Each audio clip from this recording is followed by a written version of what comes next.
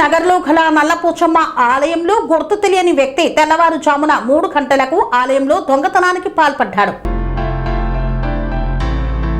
Malkajgiri police station పరిధిలోని వీణాపాని నగర్ లో ఉన్న నల్లపోచమ్మ ఆలయంలో తెల్లవారుజామున గుర్తు తెలియని వ్యక్తి చోరీకి పాల్పడ్డాడు. సీసీటీవీ కెమెరాల్లో స్పష్టంగా కనిపించకుండా ముఖానికి మాస్క్ ధరించడంతో పాటు చేతులకు గ్లౌజులు వేసుకుని ఆలయానికి చేరుకున్నాడు. అనంతరం సీసీటీవీ కెమెరాపై టవల్ కప్పి పోలీసులకు ఆనవాళ్లు చిక్కకుండా ఆలయంలోకి ప్రవేశించాడు. ఆలయంలోని హుండీని పగలగొట్టి అందులో ఉన్న నగదును దొంగలించి పరారైనట్లు ఆలయ కమిటీ సభ్యులు పోలీసులకు తెలిపారు. ఈ దొంగతనం మొత్తం సుమారు 20 నుండి 30 నిమిషాల పాటు కొనసాగగా ఘటనకు సంబంధించిన దృశ్యాలు ఆలయంలోని సీసీటీవీ కెమెరాల్లో రికార్డయ్యాయి. ఆలయ కమిటీ సభ్యుల ఫిర్యాదు మేరకు మల్కాజ్గిరి పోలీసులు కేసు నమోదు చేశారు. డిటెక్టివ్ ఇన్స్పెక్టర్ శ్రీనివాస్ ఆధ్వర్యంలో క్లోజ్ టీం సహకారంతో ఘటనపై దర్యాప్తు కొనసాగుతోంది. దొంగను త్వరలోనే గుర్తించి అరెస్టు చేస్తామని పోలీసులు తెలిపారు.